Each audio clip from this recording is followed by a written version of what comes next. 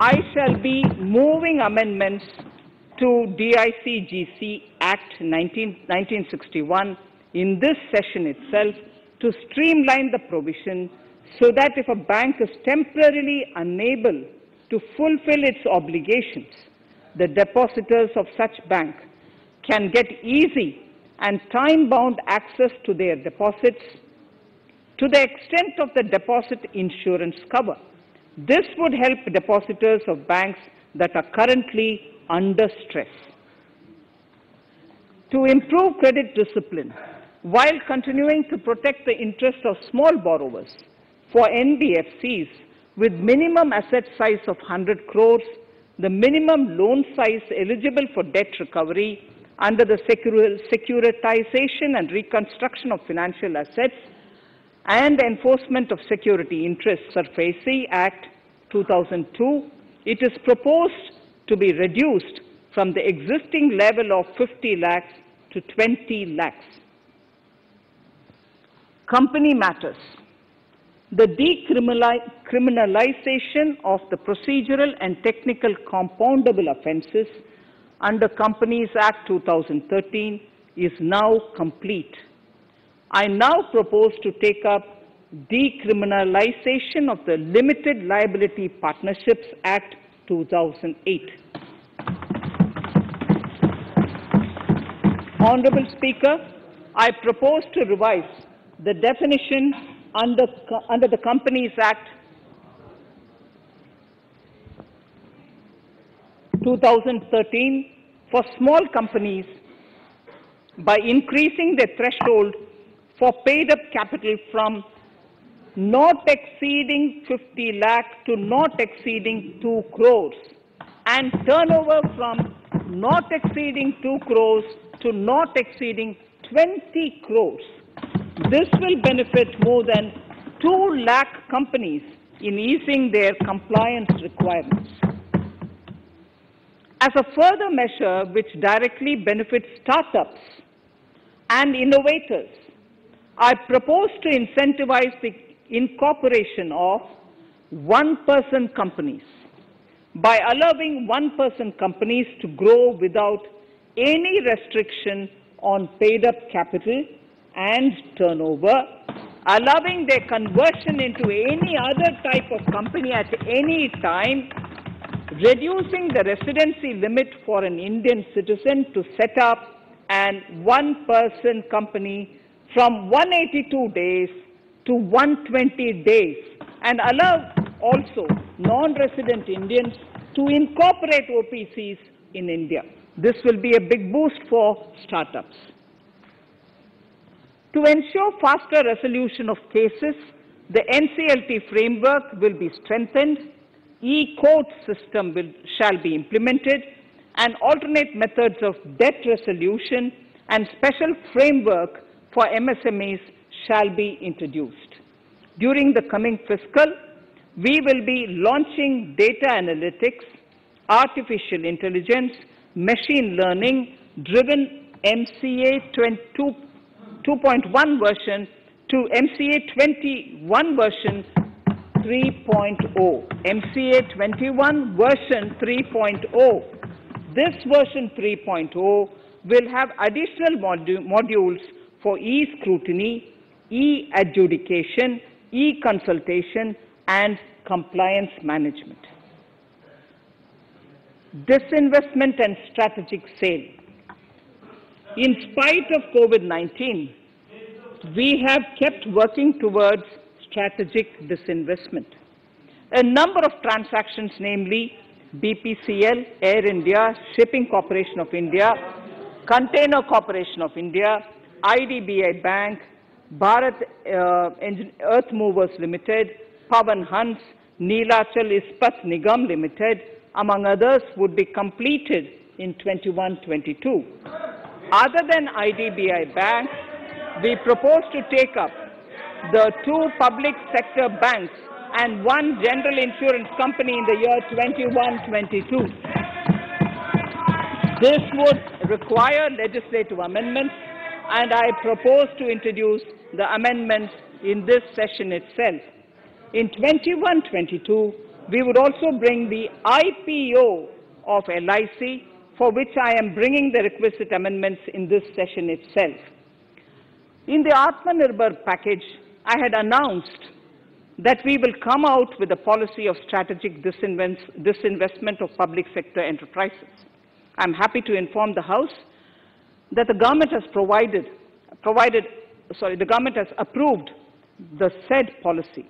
The policy provides a clear roadmap for disinvestment in all non-strategic and strategic sectors. We have kept 4 areas that are strategic, where bare minimum CPSEs will be maintained and rest privatized. In the remaining sectors of all CPSEs will be privatized. The main highlights of the policy are mentioned in Annexure 3. To fast forward the disinvestment policy, I'm asking NITI to work out on the next list of center public sector companies that would be taken up for strategic disinvestment.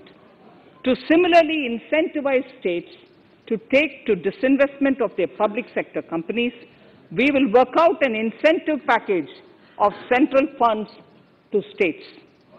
Idle assets will not contribute to Atmanirbhar Bharat. The non-core assets largely consist of surplus land with government ministries and departments and public sector enterprises. Monetizing of land can either be by way of direct sale or concession or by similar means. This requires special abilities, and for this purpose, I propose to use a special purpose vehicle in the form of a company that would carry out this activity. In order to ensure timely completion of closure of sick or loss-making CPSEs, we will introduce a revised mechanism that will ensure timely closure of such units. I have estimated 1,75,000 crores as receipts from disinvestment in BE 21-22.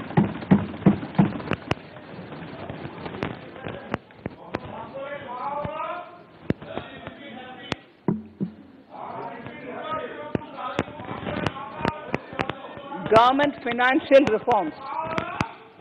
Under the Treasury Single Account, the TSA system, autonomous bodies directly draw funds from the government's account at the time of actual expenditure, saving interest costs. We will extend the TSA system for universal application from 21-22. On the recommendation of the 15th Finance Commission, we have undertaken a detailed exercise to rationalize and bring down the number of centrally sponsored schemes. This will enable consolidation of outlays for better impact. The government is committed to the development of multi-state cooperatives and will provide all support to them. To further streamline the ease of doing business for cooperatives, I propose to set up a separate administrative structure for them. So the third pillar of Atmanirbhar Bharat, inclusive development for aspirational India. Honorable Speaker, sir, under this pillar, I will cover agriculture and allied sectors, farmers' welfare and rural India, migrant workers and labor, and financial inclusion. Agriculture.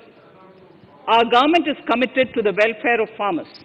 The MSP regime has undergone a sea change to assure price that is at least 1.5 times the cost of production across all commodities.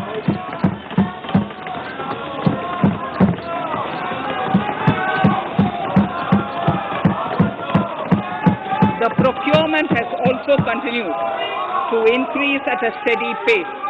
This has resulted in increase in payment to farmers substantially. In case of wheat, a total amount paid to farmers in 2013-14. Honorable Speaker, sir, the data that I give now is important for all honorable members to kindly hear. In case of wheat, the total amount paid to farmers in 2013-14 was 33,874 crores. In 2019-20, it was 62,802 crores. And even better, Honorable Speaker, in 2020-2021, this amount paid to farmers was 75,060 crores.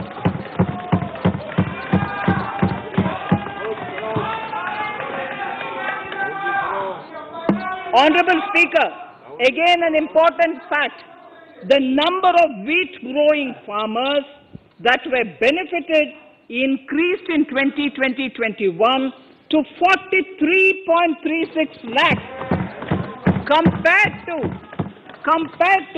35.57 lakhs in 2019-20. That much of an increase within 1 year. For paddy, again an important data. For paddy, the amount paid in 2013-14 was 63,928 crores. In 2019-20, this increased to 1,41,930 crores. Even better, in 2020-2021, this is further, in 2020-21, this is further estimated, and I'm saying this is further estimated because the procurement is ongoing, and therefore I can't give you the final figure. This is further estimated to increase to 1,72,752 crores. The number of farmers benefited increased from 1.24 crores in 2019-20 to 1.54 crores in 2020-21. In the same way, Honorable Speaker, sir, in the case of pulses, the amount paid in 2013-14 was 236 crores. In 2019-20, this was increased to 8,285 crores. Now in 2021, it is at 10,530 crores. More than 40 times increase from 2013-14. The receipts to cotton farmers have seen a stupendous increase from 90 crores in 2013-14 to 25,974 crores I'm giving you data as of 27th January 2021. This is bound to increase. From 90 crores for cotton farmers in 2013-14 to 25,974 crores in 2021. All the details in complete narration is available in Annexure 4 to my speech. Early this year, Honorable Prime Minister had launched the Swamitva scheme. Under this, a record of rights is being given to property owners in villages. Up till now, about 1.80 lakh property owners in 1,241 villages have been provided cards.